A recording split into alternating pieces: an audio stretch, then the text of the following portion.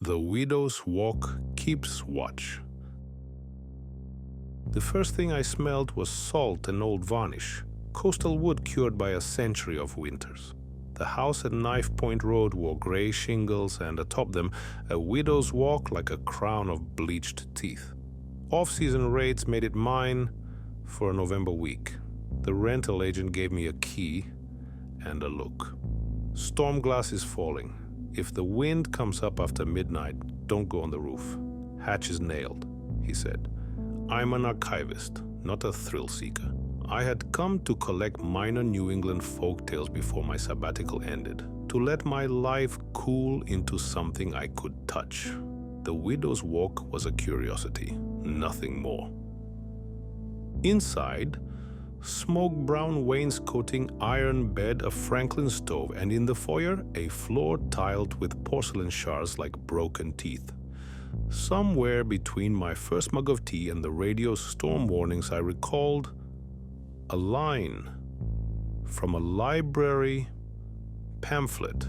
The sea returns what it takes if someone keeps watch. Superstition, I decided. Weather talk in a region that stitches storms and grief into everything. I slept to the metronome hush of tide on rock. Midnight woke me. Footsteps, a slow tread overhead, plank to plank, pausing at the corners, circling again. The rhythm was human. The hatch never opened. The steps simply kept the circumference, the way a widow keeps hope moving by watching the horizon. Hatch is nailed, I whispered. The dark kept walking. Morning made the house look ordinary. Kettle, toast, fog. On the table, a dusting of salt crystals glittered by the sugar bowl, as if the air had condensed into grit and fallen. I brushed it away and didn't write that down. Town was a postcard with its color soaked out. Shell shops shuttered, lobster pots stacked like iron baskets. At the Chandler's, an old man with a split nail sold me storm candles and bread hard as ballast. Valentine Place, is it? He said. Roof's high. Wind hits it crosswise. Sounds like walking sometimes.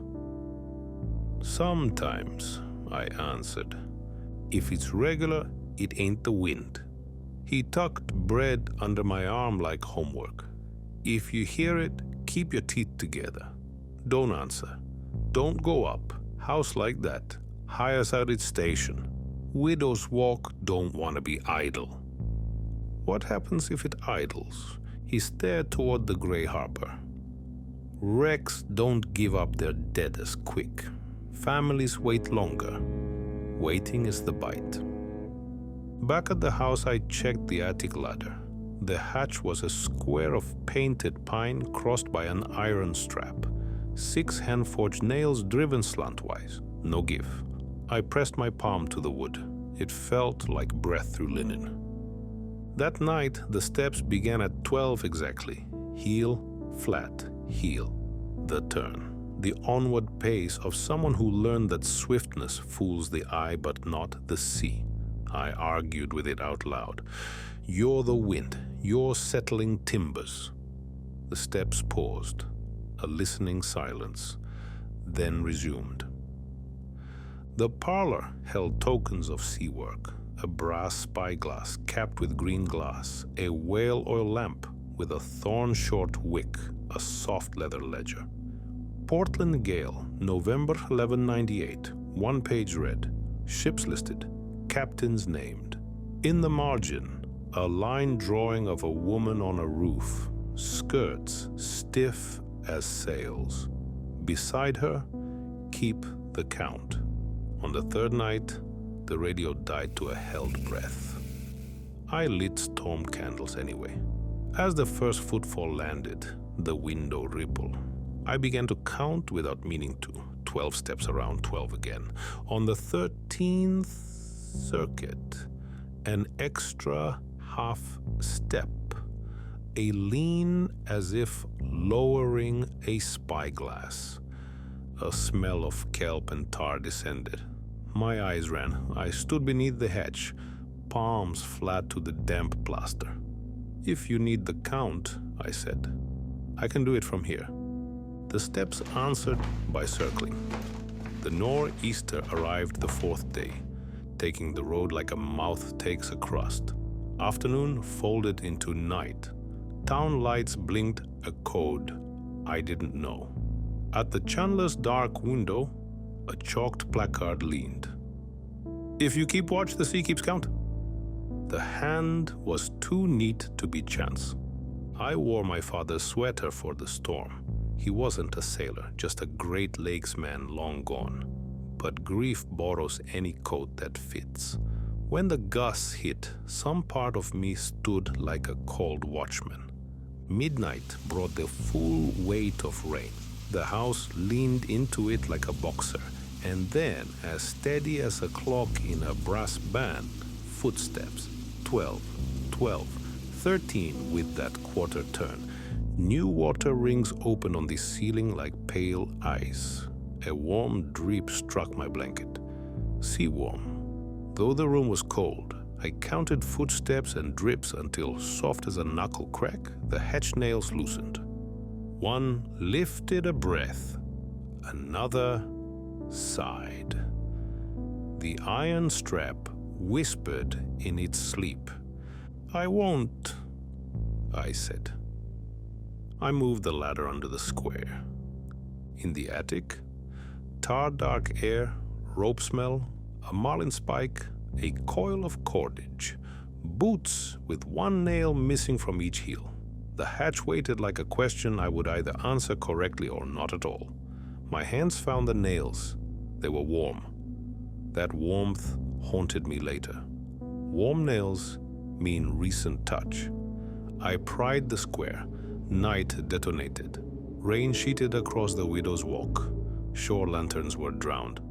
Out on the water, pale shapes rose and fell like slow lungs. The steps resumed, now under my feet. The roof borrowed my bones. Heel, flat, heel. Corner, turn, corner. The balustrade framed black water clawed with foam. Wind salted my mouth open. "Keep the count," something said. Wind or house or ledger ink waking up. The spyglass was in my hand. I don't remember bringing it. Through its circle the ocean came near. Forms gathered out of chop. A man in a cap, a shawled woman, a boy in an oversized slicker. They held shape when I counted them. Drifted inward. Grew definite. Look away and they softened. Count and they endured. The nails at the four corners gleamed, new silver among old black iron. 4 bright studs aligned like a handprint. I set my left hand there. Heat climbed into my fingers like a secret. A man's face rose in the glass. For a raw second I thought it was my father. Fresh water has its own book. This was not it. His mouth formed "count me." I did. He held a moment longer and slipped like a gull into air. The footsteps matched my pulse. I understood then why a house needs a person instead of iron. Wood cannot keep watch. A tongue to wet the numbers, lungs to fog glass, eyes to refuse to blink. These are instruments. The hatch, left open, slammed down and latched itself. I could have gone inside. I did not. "Hire me," I said, voice small in rain. "Just for tonight." The nails warmed like coals. Something beside my ear spoke in a woman's timbre rubbed smooth by weather. There is no night that is only tonight. Morning found 2 bodies on the beach below knife point. Eelgrass braided round their ankles, faces turned up like coins polished by tongues. The storm sheared off at 9. A bright lie of rainbow arced over the harbor. I slept in my shoes at noon, woke to dusk and the fox-cold feeling of having been seen by the dark. The ledger lay open by itself. Names, November dates, a neat space waiting. I did not write. The house had tidy handwriting. At midnight, I climbed again. The corner nails found my handprint. My ring finger cooled as if a measure had been taken and I'd been fitted to a role. Widow, the wind said. Not about a husband, but about a posture. The marriage to looking. The count held through squalls. Shapes rose and steadied when numbered. What did it return? Not life, not exactly, but bodies to shore, names to ledgers, chairs to owners. The bite of waiting softened. The house purred under my feet like a cat in a gale. I left on Tuesday in wind that smelled like pennies. The agent didn't ask why I overstayed. I didn't remember taking the brass spyglass, yet my bag was heavier. In the rear view, the widow's walk made a neat black comb against the morning. The smile of something that's eaten. In other towns, in rooms with polite radiators and snow, I hear it. Heel, flat heel. I arrange stones on my windowsill, then rearrange them. I check tides for a coastline I've left. My father remains dead in one book. In this other, I return what I can by counting. If you rent the Bedtime place in November, the agent will say the hatch is nailed. He isn't lying. You'll sleep beneath a ceiling flecked with pale rings and dream of pale arms rising. The radio will murmur gale. At midnight, you'll hear a measured tread that circles and never chooses your door. Do not open. Do not speak. The walk is full tonight. And yet, one night, with the power out and the ocean the only bright thing left, your hand might float toward the attic ladder. You will know, as if a bell had named you, that someone is counting, that the town will not be bitten by waiting because a stranger is circling in the rain. The sea returns what it takes, if someone keeps watch. The house is practical. It requires a listener for old words and new weather, lungs that fog glass, eyes that don't blink in salt. It will be patient. Houses are. When the next guest arrives, perhaps you, with a suitcase whose one wheel drags and a sweater that smells like a man borrowed into a sailor by grief. The balustrade will throw its neat square on the floor at noon, and a scatter of salt will glitter by the sugar bowl. You'll sweep it into your palm and taste it. I tasted it too. I am the warmth in the nails. I am the extra footfall at the corner where the spyglass waits. If you feel the count lifting in your throat, step back from the ladder. Let the wave go by. Or don't. Towns are kept or they aren't. Ledges fill, handprints warm. And the sea, as ever, speaks one language and will be answered in the same. A voice at the edge between storm and sleep. Counting softly, keeping watch, until the horizon loosens its grip. The stitch that closes. The quilt came to me folded like a book of night. Aunt Edda's will named it, plain as a recipe. To Ruth Ann, my burying quilt, done with horsehair thread. I rented a mill house on Sycamore Street in Barlow's Run, where the hills lean close and the smokestacks have been dead longer than I've been alive. The rooms smelled of coal dust and camphor. The beadboard walls were the color of old teeth. Its top was pieced from mourning clothes, black peak, faded indigo, a bruise of velvet, violets thin on calico. The underside was soft muslin that showed the seam work clear as veins. Most stitches were cotton. Here and there ran a darker gleam that bit when touched. Horsehair, coarse, wiry, softened by hands that knew how to coax. Edda had been a layer-out for Caldwell & Sons, the funeral home on Spruce. She hemmed shrouds, set collars, pinned stockings, and, when the tongue swelled, did the stitch that closes. Folks said that, like a prayer. The stitch that closes. I spread the quilt on my bed. The wind found the eaves. When the mill whistle blew midnight out of habit, I heard a sound not of wind, thread moving through cloth, a soft, deliberate writing. By morning, a new seam had appeared, tight little horsehair loops tracing a rectangle, not in the old pattern.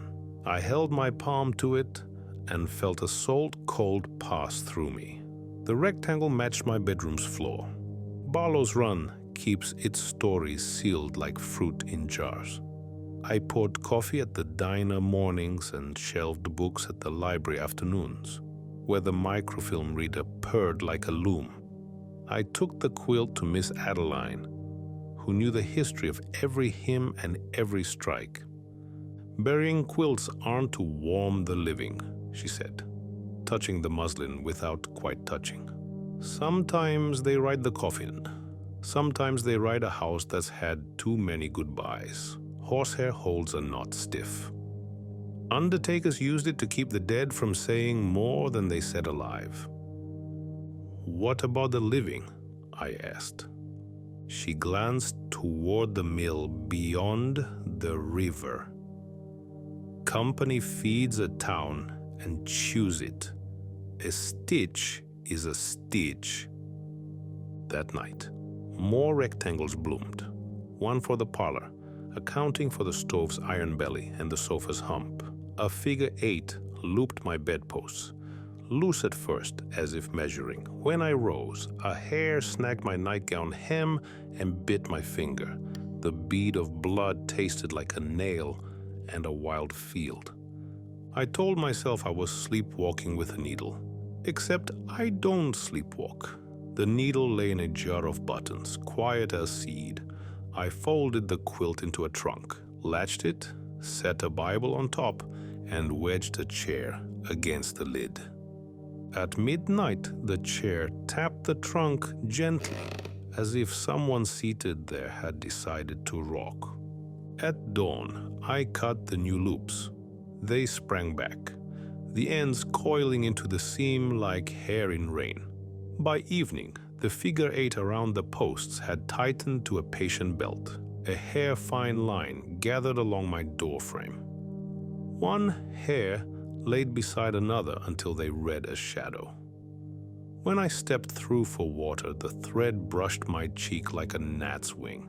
"Stop," I said, and heard how small it sounded. Caldwell and Sons kept irregular hours, but I went anyway.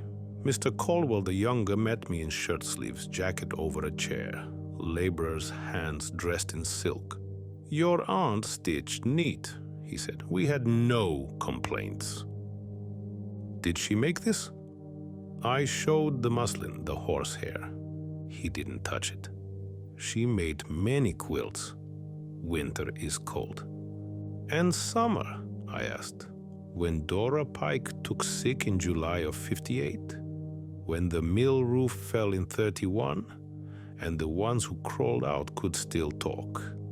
He draped his jacket as if covering a body. "Some noises are best calmed, Miss Ruth Ann." I carried his good manners home like a flat stone on my chest. The trunk stood open. The quilt lay spread on my bed, edges kissing the floor. The figure 8 now snug. On the underside, between old seams, names had been whip-stitched. Dora Pike, Silas Ray.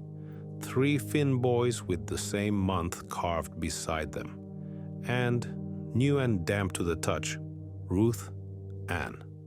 The house began to close.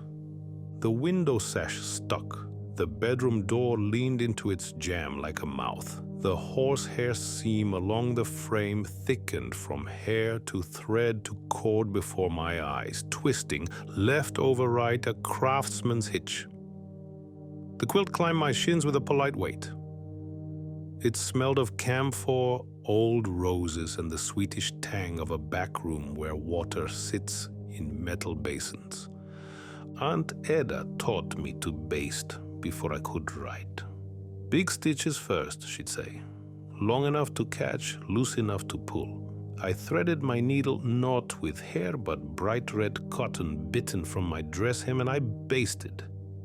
I laddered living thread across the horsehair, bridged the closing into something that might open. The quilt bucked. The figure eight cinched. I set a thimble between my teeth to keep my tongue forward and swore through the metal. You won't close me. Red ginghamed the doorway. I pulled with both fists, and the house took a breath it had been denied. Cold came in, the kind from low places and waiting rooms. With it came voices, not loud but many, naming themselves the way names are whispered at wakes. The quilt heaved like a wave to drown them. I drove the seam ripper under the knot beside my name and snapped it open. The quilt slackened enough to seize. It burned my arms where the horsehair kissed, little welts rising like seeds. I salted the coal fire with lamp oil and fed the quilt whole. The smell wasn't cotton, it was hair. Old animal hair going to smoke, and in the smoke a sound like thread running through cloth. A dry, fast whisper. A whisper is a kind of hush. A hush is not silence. At dawn, I walked to the mill fence with scorched muslin knotted like a banner, red basting hung like arteries. I tacked it to the chain links with upholstery nails and a stone and let the wind do its work. By noon, the town gathered in twos and threes, hats in hand. Miss Adeline came with her thimble on a string like a saint's bone. The Caldwell deacons stood behind Mr. Caldwell as if the Lord were a client. The wind slatted the smoking cloth and showed what the stars had been. Knots at map points where accidents were dressed as weather or fate. The figure eights were bedrooms. The long bars were doors stitched quiet. In the charred corner where my name had been, the muslin bubbled, as if a pulled thread were trying to draw a new letter. I spoke the sewn names and heard them answered, one by one, by the living who'd kept them in their mouths with their teeth clenched for years. A woman pressed a button into my palm. "For your coat," she said, and meant for courage. "There was mercy in the stitch," Mr. Caldwell said, careful and kind. "Mercy would have opened," I answered. "This closed." I moved off Sycamore before winter, but didn't outrun inheritance. Some nights, when the radiator ticks, I wake with a single black hair laid crosswise on my lower lip, measuring. I keep a seam ripper on the nightstand and red thread wound like a vein on my wrist. Barlow's Run speaks nearer to the ground now. Names have dates again. Doors breathe in their frames. The company sign came down. The Caldwell boys sell caskets at cost. Miss Adeline stitched a new banner for the Union Hall. It's stars, true stars. They asked me for a border. I said yes, and stitched it loose, basting only, easy to pull. I will not teach the town to close again. Even so, when I match blues to black, I feel the old method tug at my hand. Small, practical, persistent. Aunt Eda wasn't evil. She was hired. A town will hire silence when it hurts. If you inherit a quilt that smells of roses and rain and horses, sleep under a sheet instead. If midnight brings thread-writing names, don't answer. Or do if you want doors to open. Either way, keep your thimble close and your mouth strong. A stitch can close. Held long enough, it can also cut. The knocker at 3:03. There's a way the city smells before shift change. Hot iron, old rain, and the sugar burn of antifreeze. Our block sits under the factory's orange hum, a row of brick houses whose windows have learned to be patient. Old men at Rossie's bar still tell about the knocker-up, a man with a cane who used to tap workers awake before alarms were cheap. Long pole, walnut tip, a ledger of addresses. Tap, tap. Time to earn your bread. He died sometime in the 70s, they say. Jacket buttoned to the throat. Watch stopped. Now, decades on, the taps have come back. 3 precise raps at 3:03, moving window to window down the block like a pencil on a ruler. Those who ignore it oversleep their last morning. Those who answer say, the third knock doesn't come from outside at all. It comes from inside the glass. The first week I moved into 14B, I slept with the window cracked so the city could teach me its rhythm. At 3:03 exactly, a brisk trio shook the pane. I lay there measuring the cold draft and the way my pulse tried to match it.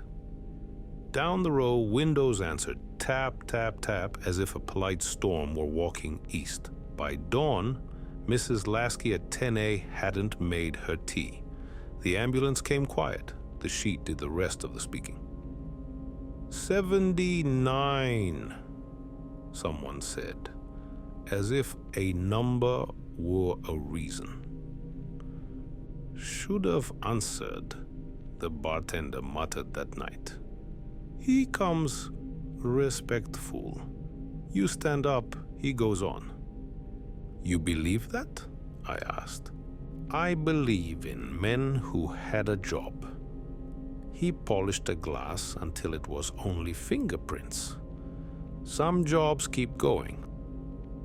I bought a cheap alarm and set it for 3:02. I spread flour on the sill and leaned a dime on its edge against the glass. Poor man's tripwire. Outside the sodium lamps, snow fell like burnt paper. At 3:03 the pane ticked. The dime wobbled, then stood itself back up because something had steadied it. The flower recorded a neat comma where a cane could have kissed. I got bolder. On the second night, I stood in the dark with my hand on the latch. The knocks came, measured, traveled, arrived. I'm awake, I said like a password.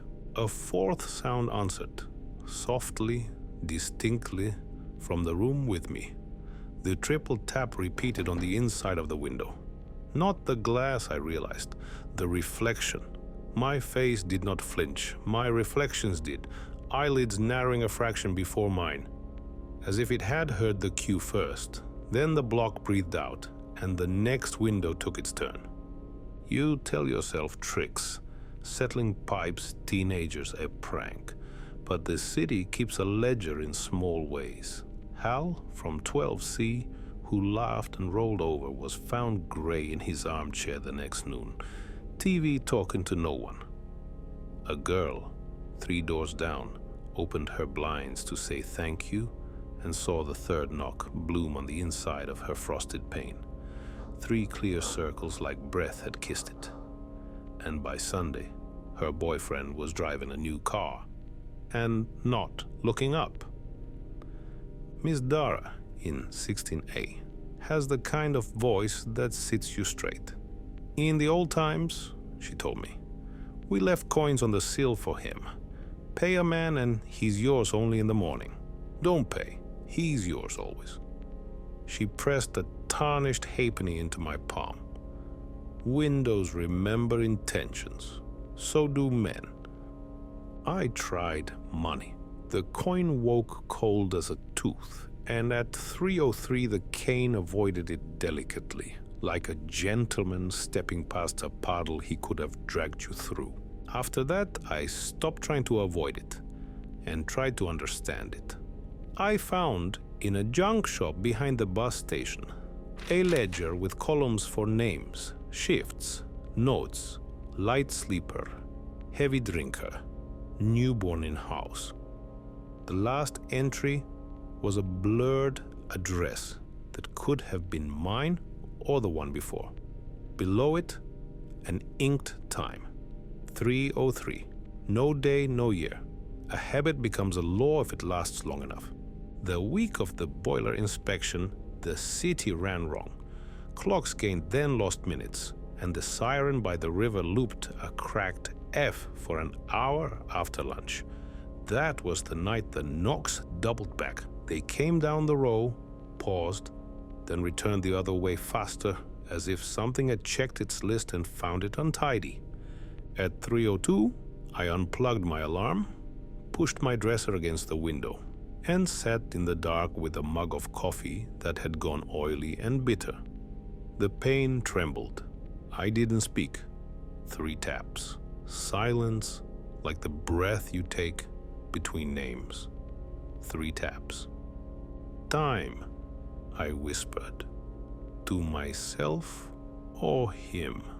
3 taps. From inside, the glass didn't break, it flexed. My reflection's shoulders lifted before mine, meeting a draft I didn't feel. Behind my own face, a shape assembled. A hat brim, a coat collar, the long line of a pole held, not like a weapon, but like a habit. When the cane touched the inner surface, circles of frost spidered outward. He was in the room where the reflection goes when you turn away. He had always been there, walking that narrow street behind the glass, keeping the list. Up, he said without sound, just the muscle of his jaw giving the word shape. He tipped the cane toward the factory ridge where smoke wrote its arithmetic against the night. Up. I stood because the body obeys orders given in the older grammar. The dresser scraped. The room grew sharper the way air grows hard on a winter morning when everything expects to be struck. He lifted the cane head high and set the tip once more against the reflection side of the pane, not knocking now, but pointing. The ledger on my table opened in a wind that didn't cross the floor. The blurred address resolved into my own, neat as the end of a sentence. I work nights now, not at the factory, though the whistle feels like a pocket watch in my chest. I walk the block and the block behind it, and sometimes the one along the river, and the pole I carry is not wood when you hold it in certain lights, but a length of condensed time with a walnut tip. People say we're past needing a knocker-up. People say a lot of things while the city keeps time with a bone. If you hear 3 brisk taps at 3:03, sit up. Say you're awake. He is polite, but he is thorough, and he does not skip a name twice. Lay a coin on the sill if it settles you, though he will step around it. Draw the curtains if you like. Curtains only slow the draft. And if you are the curious sort, the sort to put flour on the sill or your hand on the latch, know this. The last sound you hear will be close, neatly measured, and it will not need to cross the cold between the street and your bed. Tap, tap, tap. Enjoyed the video? Like, subscribe, ring the bell, and drop a comment. It really helps the channel grow. That's all for now. Thanks for watching and see you soon.